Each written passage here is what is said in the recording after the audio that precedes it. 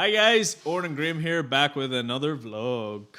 So while I set up a timer on my phone so we don't talk for 2 hours, Graham is going to tell you what this vlog is about. So I've noticed in the last however many years that instead of working on a debut album and developing a single and a video for that single and all the subsequent content to follow to promote that single and then subsequently promote the album, Yes. a lot of bands are just releasing EP after EP after EP after EP. Yeah. Yeah. So I've just been wondering whether that's actually started to get a bit counterproductive, because there was a while there that releasing EPs instead, like 3 or 4 EPs instead of releasing the debut album, was a good idea because no one was buying albums. But now it sort of seems to be where people are releasing loads and loads of EPs and then not bothering to actually put the same effort into promoting all of those EPs as they would for a debut album. Yes. And therefore not getting the same amount of exposure and Yes. I engagement understand. as they could. Okay. Go. And go. Personally, I have noticed the same thing. A lot of people releasing quite a lot of EPs and singles, to be fair. And then when people that do release albums and stuff like that, as you say, there's not the equal amount of push in them. Yeah. Now, I've got a very interesting opinion on this. Oh, yes. Good. So, I personally think the album has gone down the drain. The concept of it or the execution? Both. So, what's happened over the past few years, in my opinion, is basically as the album has become more affordable to the average Joe. Like before, you needed a record label behind you to actually create an album. Like there was no two ways about it. Yeah, you weren't doing it on your Like own. you could not afford to do something like that on your own. But studios have become more cost effective. People can do it from their house as well. But because of that, what has happened is people go out. They spend say your average album, averaging depending on the studio and the actual artist, could cost you maybe between £500 to about £1,000, way up depending on what kind of artist. But for your average sort of me or you or someone on an average sort of job, getting average sort of wage, could go out maybe spend about £1,000 on an album or something, just in the recording. That is. Yeah. Then the recording's over them.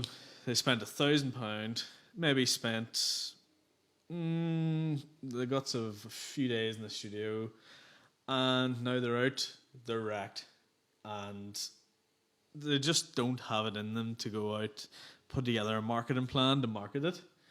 They don't have it in them to just do all, get good album work, get good duplication, stuff like that. And what ends up happening is they end up releasing it and it flops because they didn't put the work in. So, because of that, I think what a lot of people are catching on to now is it's not worth putting that kind of work into an album. It's not worth putting in when I could spend less money on a single that I'll probably be in the studio for, well, minimum a day to record this single. They go in, they record the single, and they're out. They haven't drained their wallet of money. They haven't drained themselves mentally and physically doing this actual recording.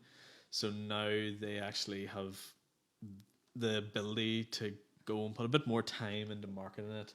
And one song's a lot easier to market than 12. Yeah. For instance, 10, 12 tracks depending on the album. And because of that, the single ends up probably doing a bit better.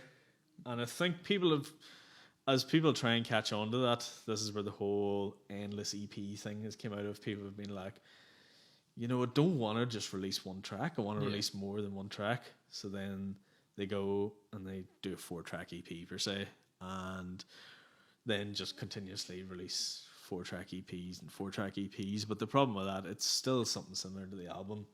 They're still doing it, probably in a lower budget, probably with not a lot of experience in releasing that kind of stuff. Yeah. So the marketing behind it ends up pulling it back and holding it back and making the release actually just not as good as it would if they focused on just one song, one single. Yeah. That's my long-winded take on what I think's going on at the moment. Yeah. What would you think? What do you think is really going down with this?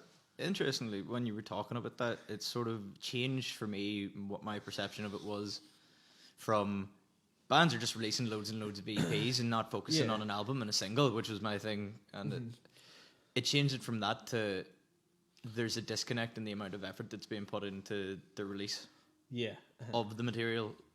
So instead of me thinking, not focusing way too much now on the fact that they're not releasing, like putting the effort into an album, I'm thinking more about the effort that they're putting into the promotion of their actual material. Yeah. Because it's like you said, releasing the single's really, really easy. But you don't just want to release one song, because if you're a band, and any kind of band, but an original band, the meat and potatoes, so to speak, of your reach to people is going to be the gigs you're playing. Yeah. And when you go to those gigs, you want people to know the songs. So you can't just release a single, because they'll know that single, and then the rest of your set, they won't have a clue. Yes. So that is what I think is sort of the inkling behind that, is why they're going. I can't just record a single. There's no point. Yeah. What's the point in having everybody there know that one track? And then... But then that's where I would sort of say is playing in bands before and like seeing original artists sort of grow. What you need to have is, don't just sort of like appear in the scene with a new track. Well, you can, of course you can, but trying to get a bit of a following behind you before you do that is always quite good. So gigging before you actually release something, builds that bit of a following. So like maybe at the stage if you release one track, everyone knows 5 tracks, and then everyone's like looking forward, going, what track's he going to record here? Stuff like that. Yeah. So do you reckon so basically, because I think you've won me over here quite early on in the game, which is quite impressive. It's just about 6 minutes in, I think he's nailed it. So basically, I think what you've said, I suppose, is that like releasing a lot of EPs is grand as long as you put the same amount of effort into promoting and marketing each and every single one of them and pushing them to people. Like, by all means, an album it can be great to release an album. I have now this could just throw us down the rabbit hole here. Oh, okay. At 6 minutes 45 in. Delicious. I've noticed that the single album EP thing is very much genre associated as well. Yeah. I've noticed, for instance, metal bands and thrash bands are happy to go out and record an album and release it. And then your indie pop sort of acts and general people in the charts wouldn't really release an album. They would just release singles. I don't know, is that maybe down to the cost thing again, the time thing? Maybe it's cheaper to go in and, lay down a few guitar tracks and a bass track, and your drummer sit in the drum kit. Even if he messes up, he can fix the drum tracks and MIDI them, trigger them and stuff like that. Is it a lot faster and easier to record that kind of music? Or it's something that's always bewildered me. I think you sort of maybe hit the nail on the head with saying that it's quite genre dependent, because I think there's a lot of tradition that goes in along with that. Yes. Like, I guess if you're an indie pop band or any kind of like pop artist where a lot of your stuff is focused around the hook, the idea of working on an album is kind of redundant in a way, because you could just go, let's make a 4-track EP, every single track's a banger, next show we come to, everybody's singing the chorus back to us. Metal bands thinking more about the general vibe and the development of the music over a long period of time, maybe. Anyway, that's the way I used to think about it. It wasn't about like the one track, it was about how it developed over the course of an album. Yeah, because it was always like, here's an album coming out. Yeah. This is great. You're looking to sit down or take a drive listening to this full album, or putting your headphones on listening to the full thing. But like, I don't think that's really a thing anymore for different types of music. Yeah. Metal, it still seems to be rock and stuff like that. Band's got a new album out. But then it comes to like like say an indie band, for instance, you're talking about like their hooks and stuff like that. A lot of people just here's a new banging song out that's fired on when I go into the shower, fired on in my bedroom, and dance like mad in my bedroom or something like that. Yeah. It is quite. It is very strange how it's gone, in my opinion. But yeah, it works for people, and that's what they want. So Yeah, I think it comes down to as long as you put in the same amount of effort, yeah, of course. as much effort as possible Yeah. into what you're looking to promote, then it doesn't necessarily matter what you do. So before we get maybe the camera turns off, or Yeah. because we've been talking too long, or we go on a timer. One last question for Graham. Oh dear, oh, here we go. Are you ready for this? Oh yeah, hit me with it. It's not that good, like. Okay, Yeah. just give it to me. But do you think that... Oh, we're being shouted at. Do you think that people... Does it come back to the genre thing? Do people want to just... Like the listeners, do the listeners want to hear albums, or do the listeners want to hear singles, or do they want to hear EPs? In your opinion? Well, it's all very anecdotal, but like a lot of people that I know that listen to like rock and metal stuff, when you get in the car with like a rock or metal fan, they want to play you Slipknot's new album, or AC/DC is a bad example, but like they want to play you the whole thing. They don't want to play you just like one track. When I get in cars with people who are into like indie, pop, hip hop, any other one of those genres that doesn't seem to be like rock and metal, and there's other genres in there. It's not just rock and metal, but generally speaking, hook based stuff. They're like throwing on a Spotify playlist, or something like that. It's a whole bunch of different stuff.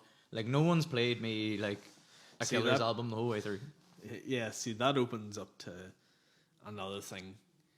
It's this might be really offensive to some people. No offense, but rock and metal isn't really a genre where you're setting out to make loads of money. For instance, a lot of people are going, they're enjoying the music a lot more, but let's not get too far into that. Yeah. You said there about slamming singles onto like a Spotify playlist. Releasing singles is for like pop artists or indie artists or anything like that, it's a lot easier for them to make money that way. Yeah. Because one track is more likely to get onto playlists, get onto playing on a TV program or something similar, rather than a full album. Yeah. Even an EP. It's easier to just generally, goes back to what we said at the very start, it's easier to sell and promote just one track. Yeah. So if you are in the business to make a bit of money out of it, to get your tracks hosted in shows, anything, whatever route you're looking to go down, one track is always easier to do that with than 10. Absolutely. So have we rounded it up, do you think? I think so, in a roundabout fashion. I think we've managed to come to some sort of conclusion. Well, we're not really coming to... It's just really all about effort, isn't it? Wasn't... I think. Yeah. It's just what kind of work you want to put into it. And that's... And very much genre specific as well.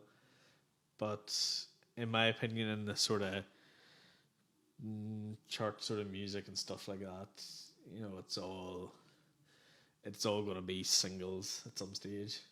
The album might come back, the EP might come back, but I very much think these people that are releasing EPs all the time need to chill out and focus on one track as well.